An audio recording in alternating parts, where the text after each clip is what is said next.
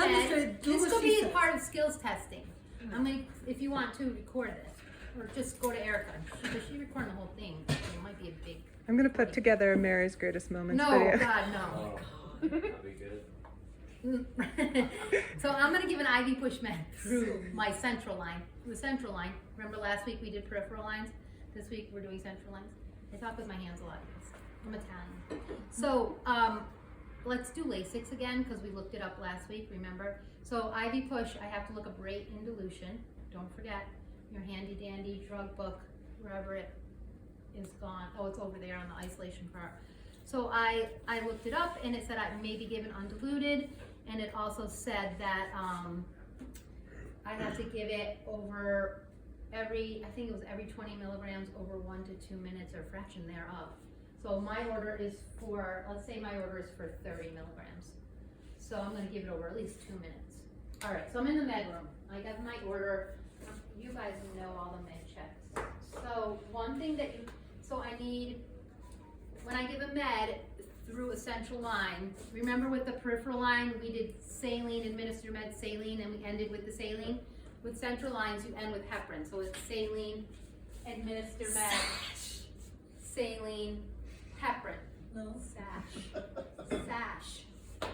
I wait all until she gets to that part, just so I can turn around and be like, savage. It was beautiful. And they were like, So they were like lackluster. I have my 2 saline syringes, because it's saline administered med, saline heparin. I have to get my heparin out of Pyxis. So I would have this handy dandy protocol, which you guys do not have to memorize. We will give it to you in skills testing. And it says that I need for, I'm gonna try to pick lines. It says I need 100 units of heparin. So I put it in my Pyxis, and oh look, lo and behold, this is 100 units per ml. It's a 5 ml syringe. I only need 1 ml, but this is how it comes, so I have to waste the rest, which is a bummer. So I have my saline, my heparin, and my saline. Now I'm going to do my med. So you must remember this. For a central line, any one of these central lines, you have to use a fat syringe. So we use 10 ml syringe. It has to be, the diameter of the barrel has to be the size of a 10 ml syringe. So it kind of trips students up sometimes because this heparin pre-filled syringe is a 5 ml syringe, but the diameter of the barrel is the same size as the 10 ml syringe. If you use a smaller syringe with a narrow diameter, it creates too much pressure and the lines have been known to rupture internally. So you cannot use, I can't even use like, definitely you cannot use a 3 ml syringe, but even a 5 ml syringe, like find one. Like this is a 5 ml syringe, but it's not fat enough. The diameter is too small. So you have to use a 10 ml syringe.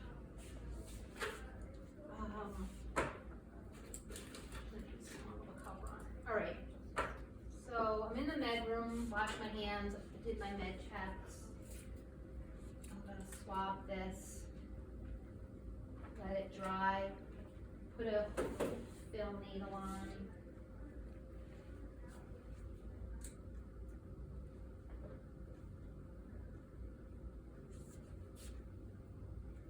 I'm gonna drop 3 mLs because it's 10 milligrams.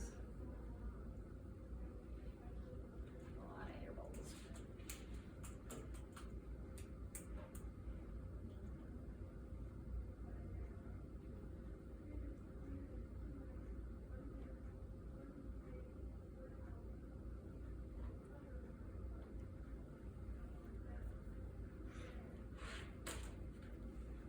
This vial has past its usefulness.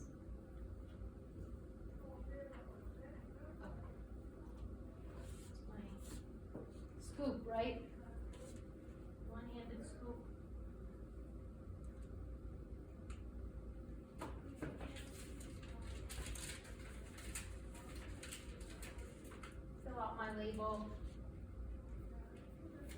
Put my label on. All right. Saline, okay, so I have let me get my saline ready.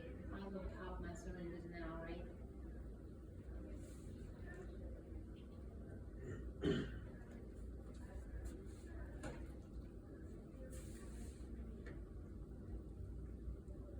Oh, I'm turning my back to the camera, I'm sorry. You know what I'm doing, I'm just releasing the air in there. And I do the same, so the heparin, here's the issue with the heparin. So my protocol says that I have to give heparin, the concentration is 100 units per ml, and I only have to give 1 ml. But I have a 5 ml syringe of heparin, so I have to waste 4 mLs. Probably for you guys, the best way to do it is just waste it in the med room on a paper towel. Don't do it in the sink, because heparin can't go down the sink. It's gotta go and on a paper towel and in a proper receptacle, which could just be the trash.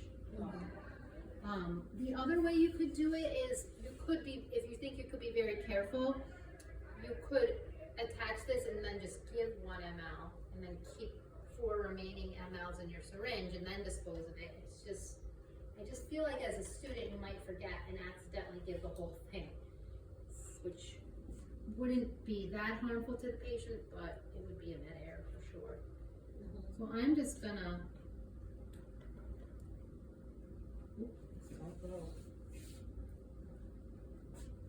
I'm just gonna waste it on my paper towel. And you need to waste it with the cap on to maintain the Well, I sterility? could take the cap off. Would it be okay? I like to leave it on personally. It's loose, but I hate wasting it. Why don't they just make them this way, you guys? Yeah. I did that in the med room, not at the patient's bedside. All right. I have my saline, my med, my saline, my heparin, my med, some alcohol wipes.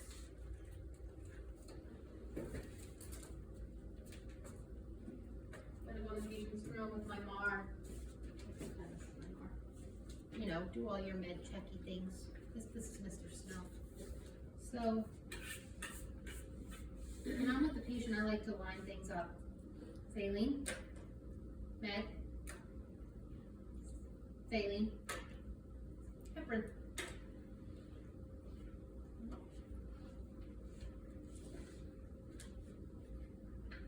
Clean my hands. I'm gonna put on gloves on because I want to get a blood return, right? So, I don't know, you may see nurses not put gloves on, but I don't know, I'll put that on.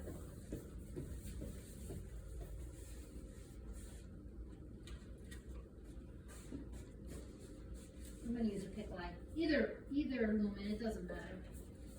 And I hope it works. Okay. Do my final med check at the bedside. So I'm gonna take my passive disinfection device off. This goes in the garbage. You don't have to scrub it, because that has alcohol on it, so don't scrub it. I'm gonna put my saline on. So your book says to instill a little saline and then pull back to check for blood return. If you just attach the syringe and pull back and you don't instill the saline first, that's okay too. The most important thing is you must test for a blood return before you administer your meds. So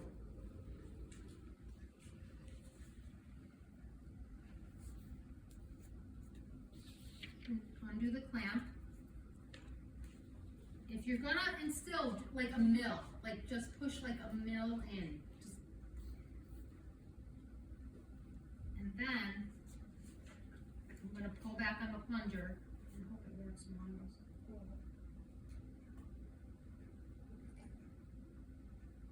Well, you guys can't, it's just, oh, there it is. So really, and we try not to let the blood get into the cap.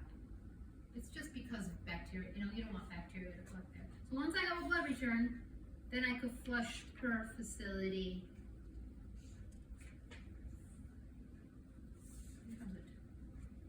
Policy, and my policy says for a PICC line, a minimum of 5 mLs of normal saline. Okay, you got that? So I flushed it with my saline. I'm gonna show you on here. This is what a blood return really looks like. This one does it better. Watch this one. It's that fast. Do you see how fast that blood, that's how fast it is, really. But this one doesn't have a clamp, it didn't have the right thing on it. Alright, so now I have to scrub it though with my alcohol.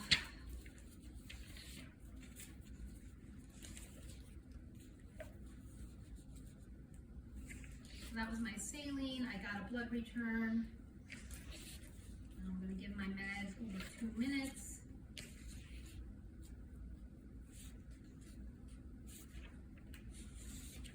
So, you know, right? I'm gonna push a little bit.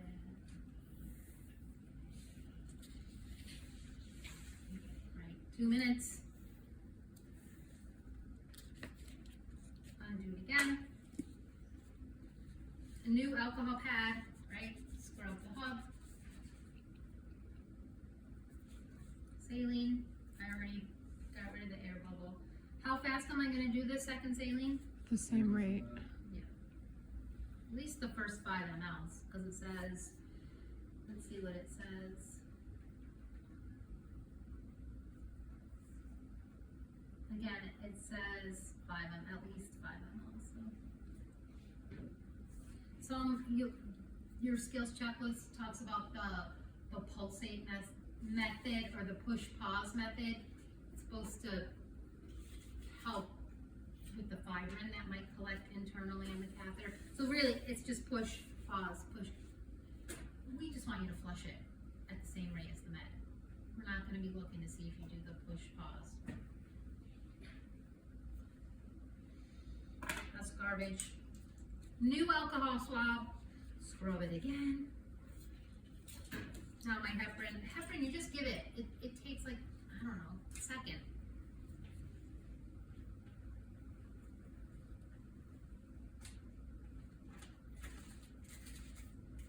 Give your heparin. Clamp it, you guys. Don't forget to clamp it at the end. It's good to clamp it between syringes, but it's okay if you don't. But for us in skills testing, if you don't clamp it at the end, that's a fail. So clamp it at the end. And then you would scrub the hub again.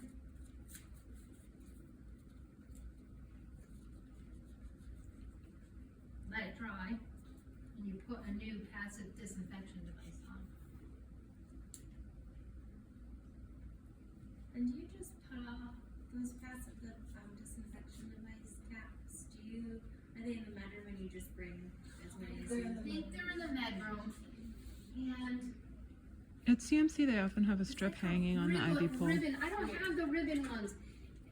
Did I show you? So they come in like 10 on a strip. This one I cut. Yeah. And they usually just hang them on the IV poles. Questions? Easy, right? Saline and Mr. Med, saline heparin. Clamp.